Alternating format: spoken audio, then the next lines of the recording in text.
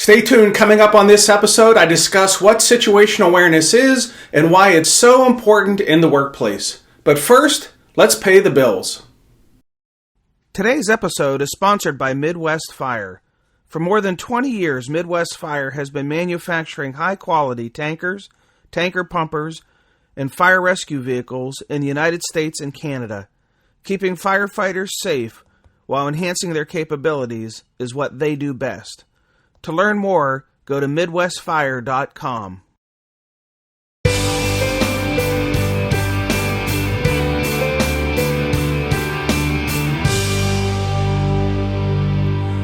Hello and welcome to episode 271 of the Situational Awareness Matters show. I'm your host, Rich Gassaway. The purpose of this program is to help improve situational awareness and high-risk decision-making for individuals and teams who work in high-stress, high-consequence, time-compressed environments with changing conditions. The SAMatters mission is simple. We want to help you see the bad things coming in time to prevent bad outcomes. I'm coming to you today from my office in St. Paul, Minnesota, having just returned from delivering a situational awareness program at the Safety Institute Conference in Broken Arrow, Oklahoma. Today's feature segment is brought to you by SimsUShare. SimsUShare is a simple and affordable way to help you develop and practice situational awareness skills. You can quickly build sims from your photos to simulate almost any kind of incident, including active threat scenarios. And the new SimsUShare Command Training Center now lets you conduct multi-company drills over the internet so you can run drills while your companies are still in their stations. Check them out at SimsUShare.com. All right, let's jump into today's feature segment where I discuss what situational awareness is and why it is so important in the workplace.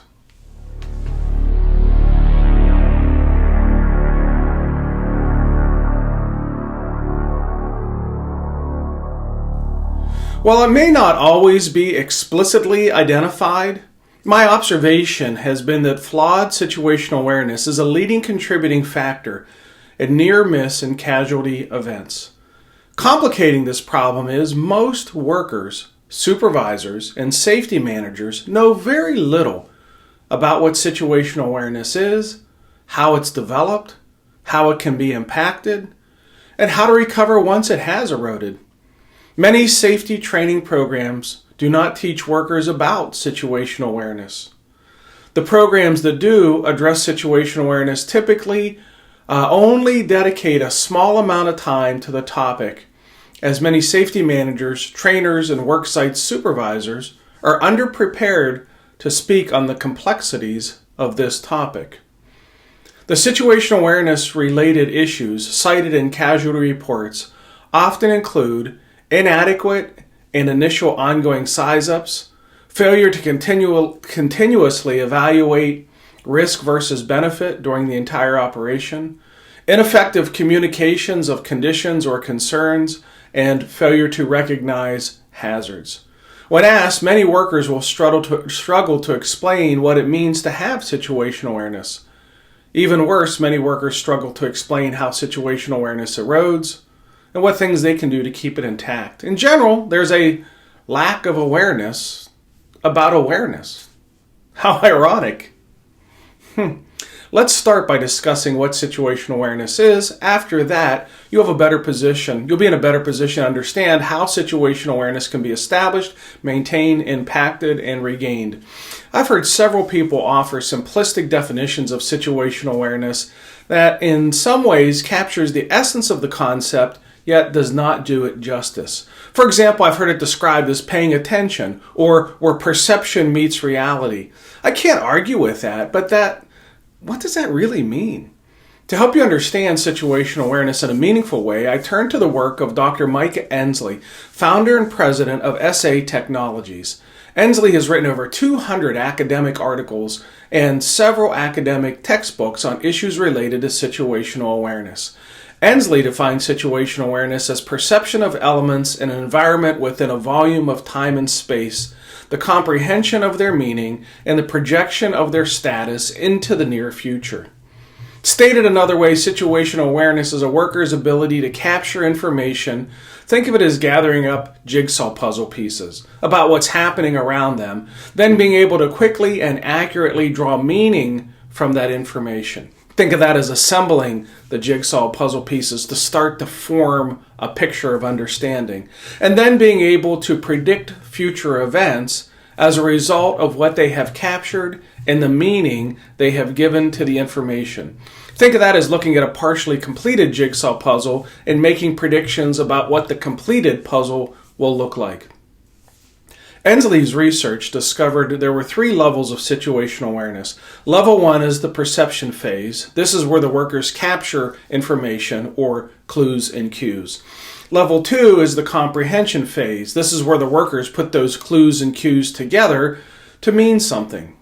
Level 3 is the projection phase. This is where workers predict future events based on the picture formed from the previous 2 levels, 1 and 2. If, for example, a worker fails to capture the right information, it will impact their ability to understand what is happening. This, in turn, will impact their ability to predict what is going to happen next.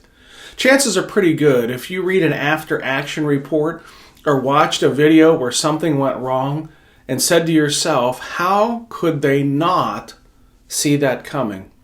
Or perhaps you thought to yourself, that was dumb. I would never do that. First of all, it's easy to read casualty reports or watch videos and become angry because what you see coming may appear to be so obvious. Well, it wasn't that obvious to the workers operating in the environment where that something went wrong. Keep in mind, no worker ever goes into a situation thinking to themselves, I'm going to lose my situational awareness here, make some bad decisions, and jeopardize my safety and the safety of other workers. Yet it happens a lot. The sad part of this, most of the time the workers never see it coming until it's too late. Maybe at the moment when the tragedy occurred, they were doing the same thing, the same way they'd done it for years. And because they'd never experienced even so much as a minor near-miss event, they didn't see anything wrong with what they were doing. Maybe the workers thought that they had good situational awareness. And then it happened. A near miss, an injury, or a fatality.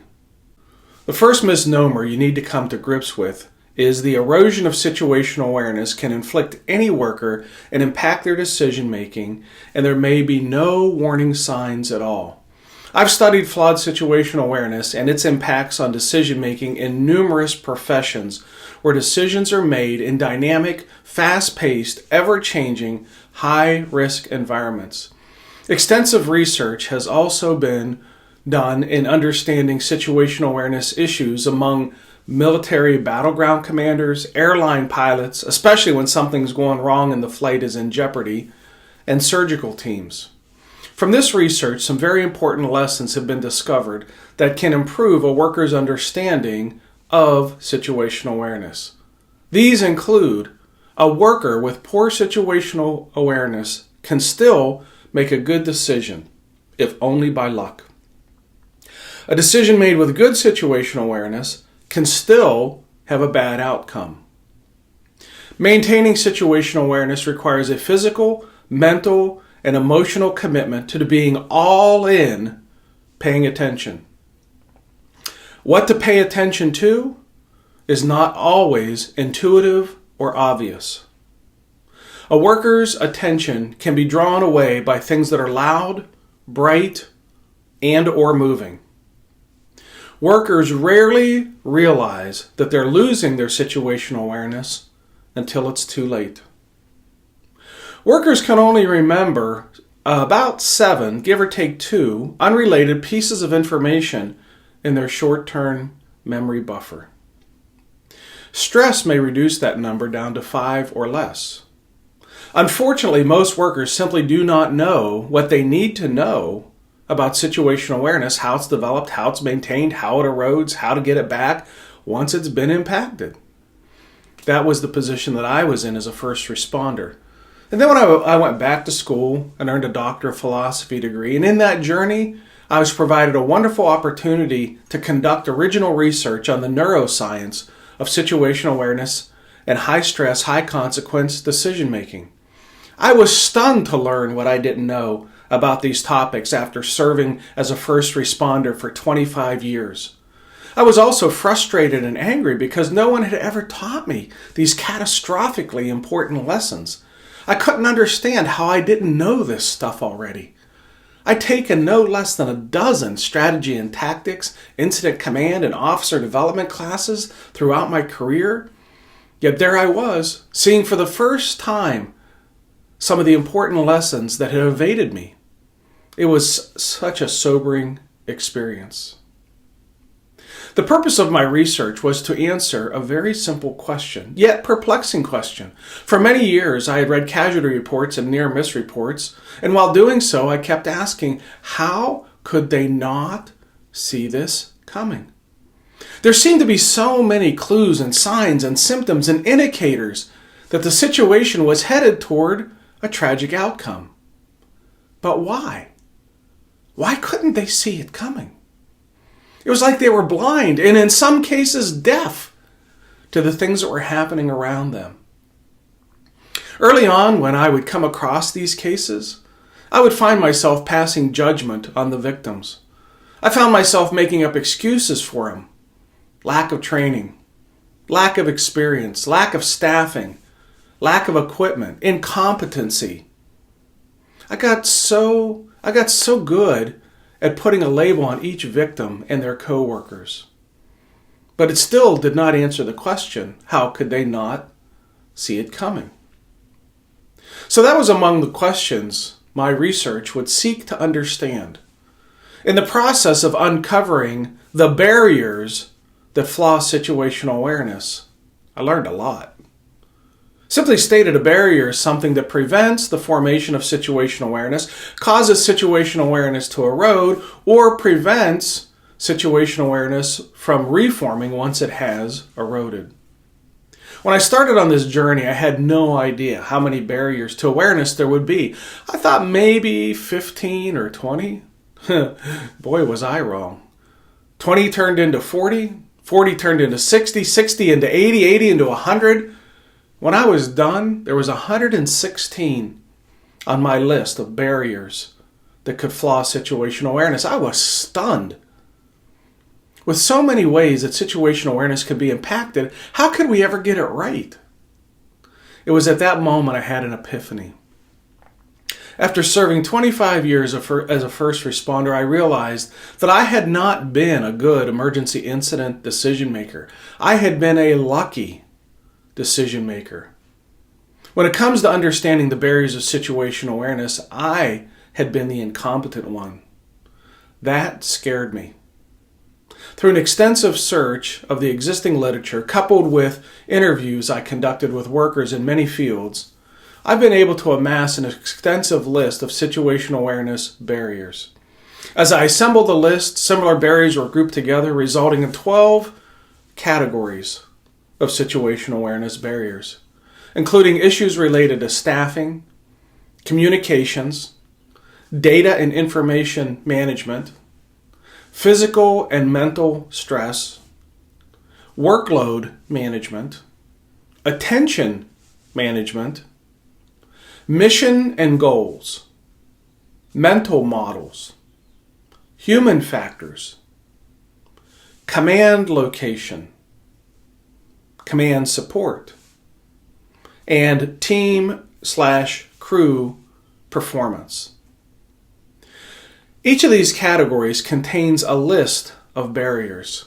For example, in the staffing category, there are potential barriers to worker situational awareness that can arise from understaffing, overstaffing, unpredictable staffing, quality of staffing, response time delays, lack of experience, and inadequately trained personnel. As another example, in the communications category, there were many potential barriers for a worker's situational awareness related to verbal and nonverbal communications. progress and update reports, misinterpreted words and phrases, incomplete communications loop, missed radio communications, radio equipment problems, non-compatible radio equipment, using multiple radio channels, too much radio traffic, and personnel not willing or unable to communicate by radio, including language barriers. As you can quickly see, the list of potential situational awareness barriers is rather extensive. While there's not enough space or not enough time in this show to discuss each of them in detail, I will share the most important lessons that I learned from my interviews with workers about how situational awareness gets impacted. The decision-making by workers impacts the safety of coworkers as well as the outcome of an event. But workers are human and thus are subject to limitations and errors. Work sites are often dynamic, complex decision-making environments that are critically dependent on the forming and maintaining of strong situational awareness. There seem to be several identifiable factors that impact worker situational awareness. First is incomplete size-up, and more specifically, failing to understand hazard conditions, failing to assess the speed and complexity of changing conditions, and failing to conduct a realistic assessment of work goals, deadlines, and competing priorities. Second, workers can overestimate their abilities as well as the abilities of their coworkers. This is happening for several reasons, including not having enough personnel assembled to get the job done, and the assemblage of personnel who lack the training or experience to be efficient and effective at the assignments that they have been given. Third, workers can be stressed by production deadlines and a sense of obligation to meet a goal at all costs. This pressure may come from the organization's culture or from supervisors who have unrealistic expectations of what workers can realistically get done in a given time frame. This can lead to a pressure to take shortcuts and take excessive risks despite high levels of awareness of the dangers present to do so. Finally, a worker's situational awareness can suffer if they are focused on the wrong things or they try to split their attention among too many things, multitasking. This is a big mistake. A worker's brain cannot multitask when it comes to paying attention. Some workers think they're good at multitasking when in fact they're not multitasking at all. You can only give your attention to one task at a time. Think of it this way. On a personal computer, a person opens up an email window and a word processing document at the same time. They might think they're multitasking if they work on the email and the word processing document at the same time, but it can't be done. They can switch attention to one or the other and back again, but it's not possible to complete both tasks at the same time. The same is true for paying attention. Workers alternate their attention between tasks back and forth. They're not multitasking their attention. If you'd like to learn more about situational awareness and the barriers that impact awareness, including a comprehensive list of tips, tricks, hacks, and best practices to help workers develop and maintain situational awareness, visit my website, SAMatters.com.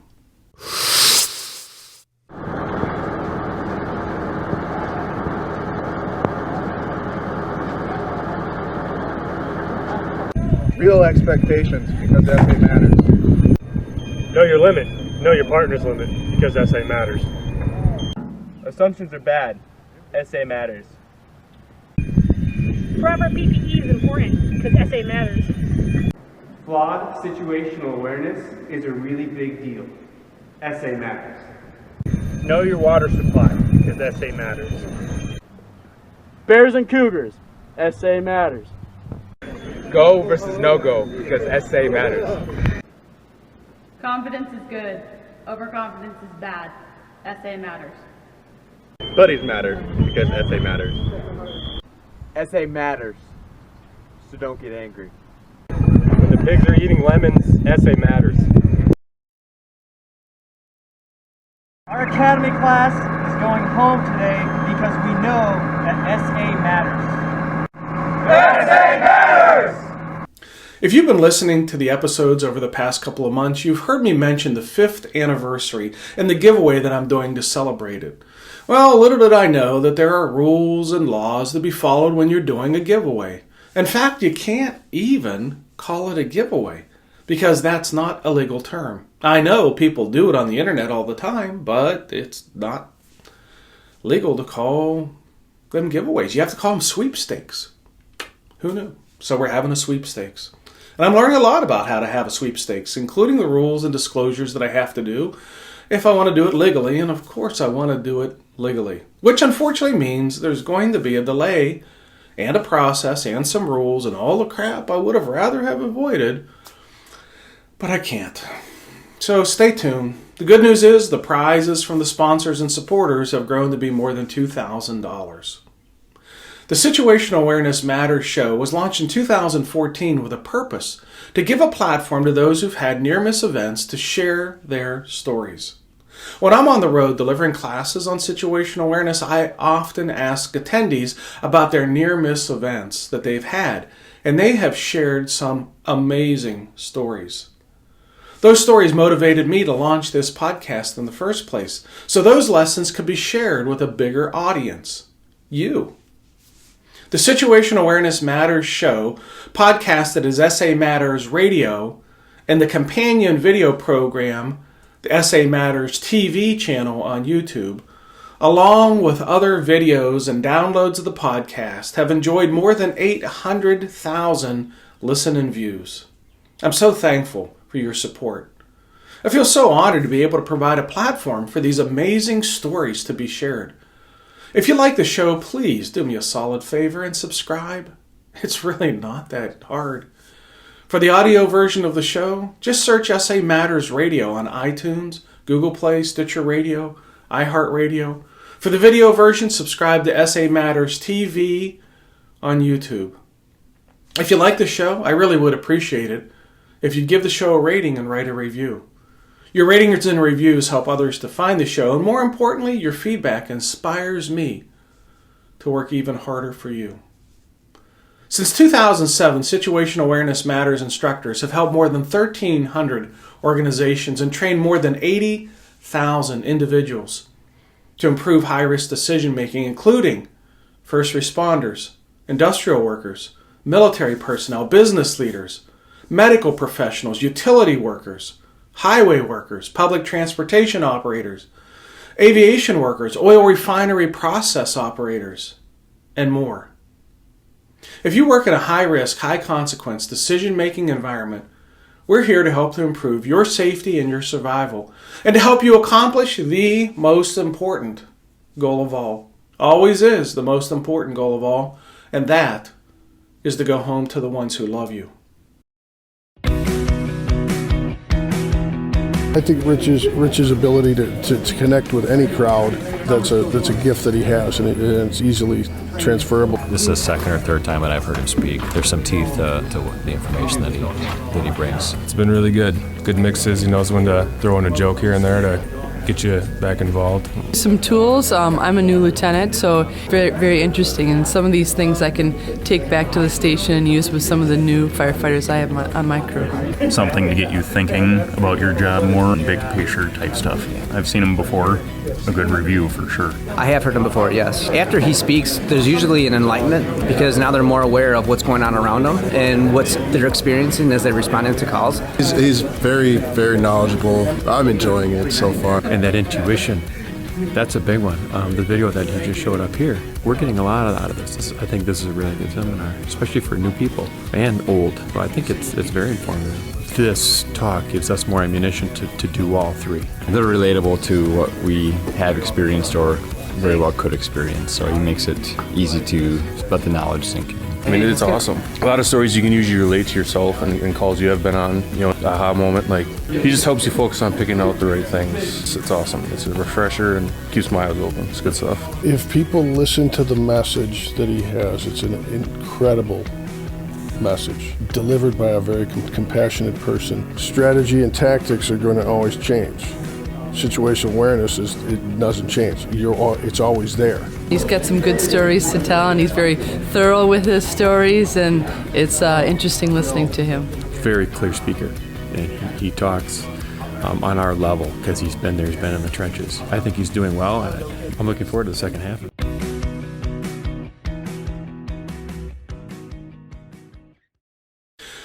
I'd like to take a moment to honor and thank the companies, organizations, agencies, and departments that have hosted recent Situational Awareness Matters training for their team members.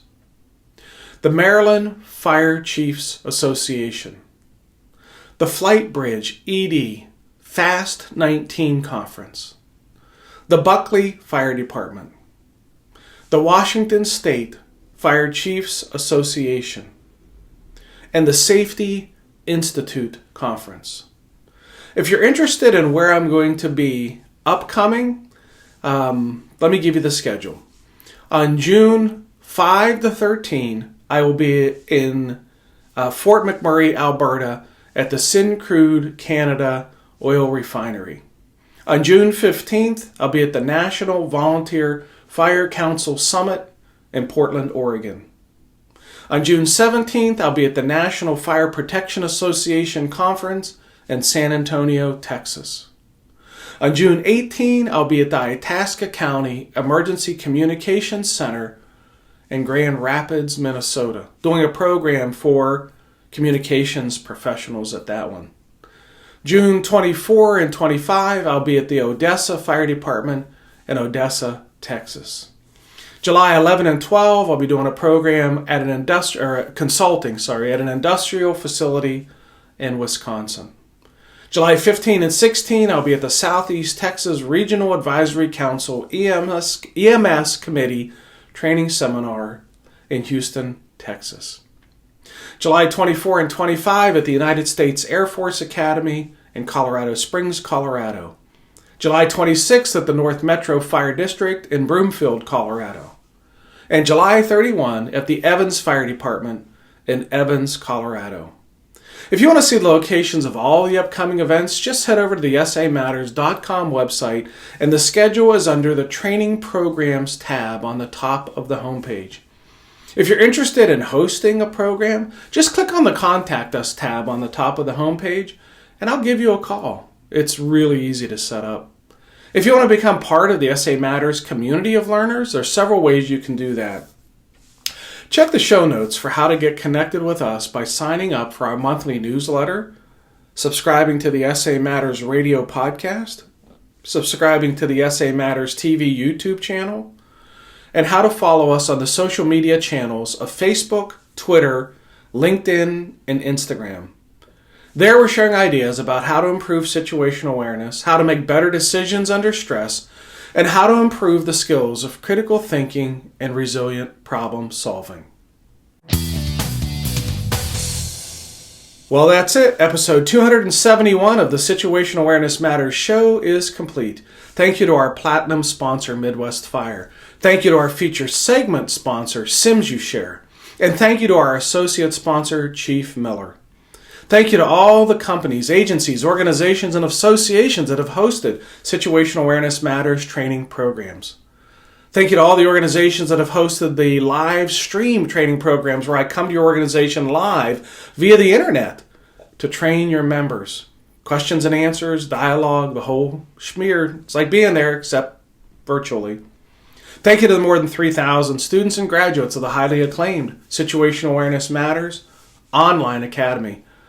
The feedback I've received from the Academy graduates is just amazing and humbling, and I thank you for that.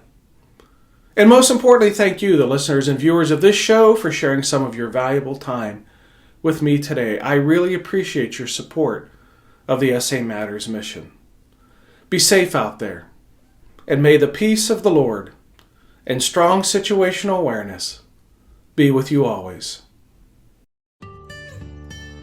You've been listening to the Situational Awareness Matters radio show with Dr. Richard B. Gassaway. If you are interested in learning more about situational awareness, human factors, and decision-making under stress, visit SAMatters.com. If you are interested in booking Dr. Gasaway for an upcoming event, visit his personal website at richgasaway.com.